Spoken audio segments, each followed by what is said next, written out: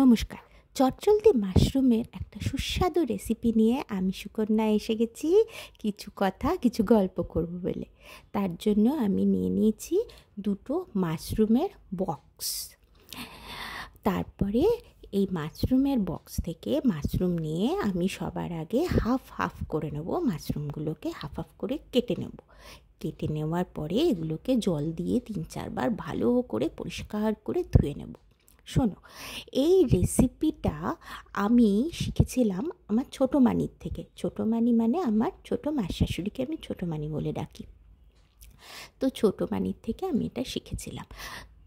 আমরা না আগে খুব একটা মাশরুম টাশরুম খেতাম না, কিন্তু আমি ভাবতাম মাশরুম বানানোর অনেক ঝামেলা, কীভাবে বানাতে হয় কে জানে।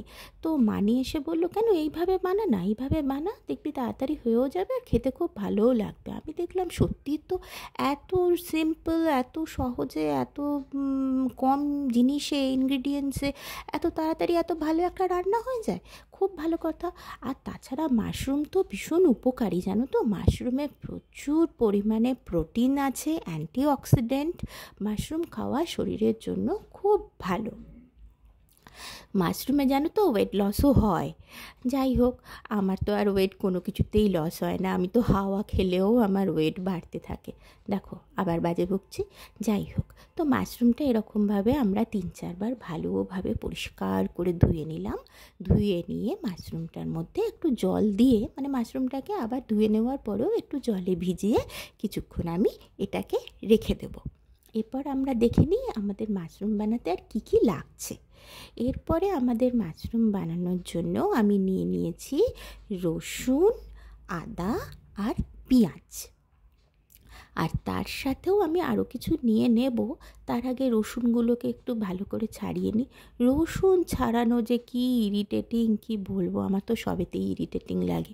যাই হোক, রসুন সেই জন্য না আমি মোটা মোটা কোয়াওয়ালা রসুন আনি, যে ফটাফট ছাড়ানো হয়ে যাবে, তাহলে আর ইরিটেটিং লাগে না। ইরিটেটিং লাগলে কি হবে, রান্না করতে ভালোবাসি তো, তাই যতই ঝামেলা কর রান্না হোক না কেন আমি করব ঠিকই, যতই জ্ঞান জ্ঞান করি না কেন। যাই হোক, রসুনটা ছাড়িয়ে নিয়েছি, আদাটা কুচিয়ে নিলাম।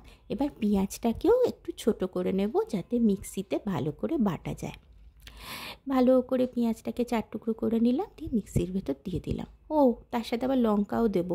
লঙ্কায় আমি 3টে কাঁচা লঙ্কা দিচ্ছি, ঠিক আছে। আমরা জানো তো কোনো রান্নাতেই না গুঁড়ো লঙ্কা বা লাল লঙ্কার ইউজ করি না, সবসময় কাঁচা লঙ্কা ইউজ করি। আচ্ছা, তারপরে আর যা যা লাগবে সেগুলো হচ্ছে টমেটোটাকেও ছোট ছোট করে পিস করে করে মিক্সিতে দিয়ে দেবো। আর তার সাথে আর একটা জিনিস আমি এক্সট্রা দেব, সেটা হচ্ছে কাজু। কাজু বাদামের জন্য বেশ একটা আলাদা রকম ফ্লেভার আসে। সেটা জানি না আমি বেশি রিচ হয়ে যাই কি না, তোমরা না চাইলে কাজুটা নাও দিতে পারো, এটা কিন্তু অপশনাল। যাই হোক, এগুলোকে ভালো করে আমরা মিক্সিতে পেস্ট করে নিলাম। সেই বিরক্তিকর প্রচণ্ড আওয়াজপ্রবণ মেশিনটি আমাকে চালাতে হলো। আমার সকাল দুপুর যতবার গ্যাস জ্বলে, গ্যাসের সাথে এই 2 বন্ধু অবশ্যই সাথ দেয়, এক মিক্সি আর এক চিমনি। যাই হোক, আমার মাথাটা ধরিয়ে দেয়, কিন্তু এরা ছাড়া তো আমি ভীষণ অসহায়, এদের ছাড়া আমার রান্না করা খুব মুশকিল। যাই হোক, এরপরে কড়াইটা বসিয়ে নিলাম। কড়াইয়ের মধ্যে তেল দিয়ে দিলাম। তেলের মধ্যে সামান্য একটু গরম মশলা ফোড়ন দেব, একটু ছোটো এলাচ আর একটু দারচিনি, ব্যাস, আর কিছু ফোড়ন টোড়ন আমি দিচ্ছি না।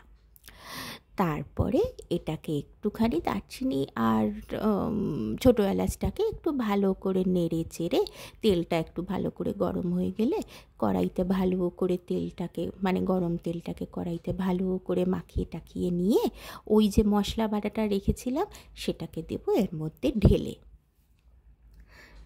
সকালবেলা ভাই অফিস যায় তো, সেই জন্য আমি ভাবি যে চট জলদি যেই সমস্ত রান্নাগুলো আমার হয়ে যায় সেগুলো করাই বেস্ট। তো আমি সেই জন্য, মানে কুঁড়ের ডিম কাকে বলে আর কি, মানে সব থেকে সহজে, সব থেকে চটপট যে রান্নাগুলো হয়ে যায় আমি সেগুলোর পেছনেই দৌড়ই।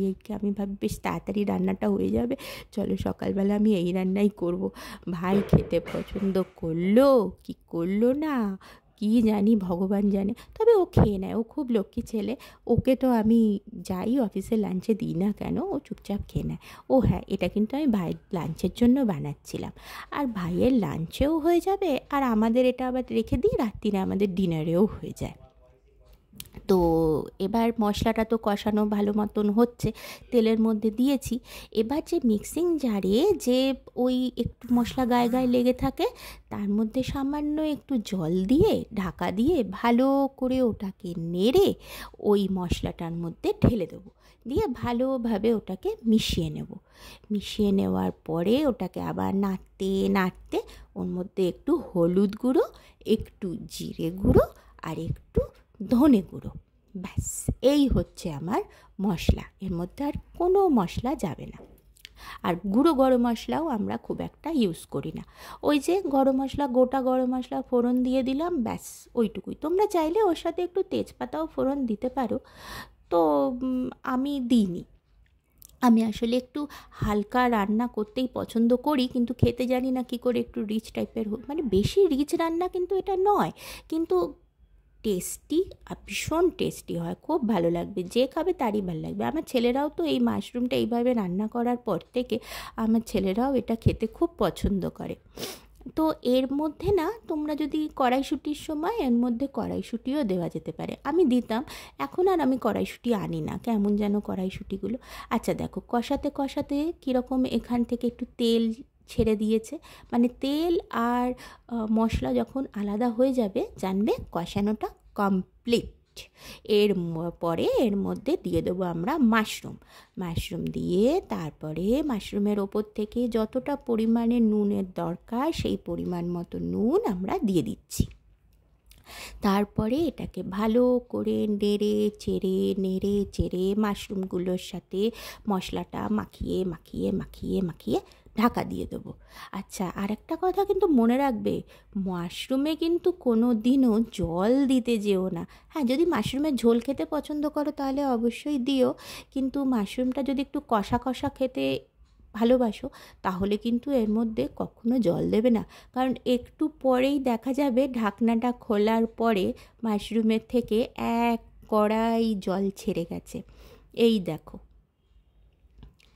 ঢাকনাটা খুললাম, এই দেখো, দেখেছো মাশরুম থেকে এক কড়াই জল ছেড়ে গেছে। ব্যাস দেখো, এই রকমই ভালো লাগে মাশরুমটা, জানো তো, বেশি পাতলাও ভালো লাগে না, আবার বেশি ঘন ঘন একদম চাপটাও ভালো লাগে না, এইটাই বেশি ভালো লাগে।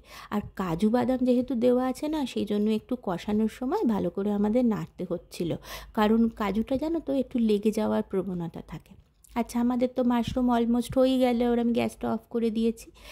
এরপরে এর মধ্যে যেটা দেব সেটা হচ্ছে সেই ধনেপাতা, যেটা ছুরি দিয়ে কোচাতে আমার বড্ড আলিস্যি লাগে, তাই জন্য এটাকে আমি হাতে ধরেছি, ভালো করে ধুয়ে পরিষ্কার করে নিয়েছি।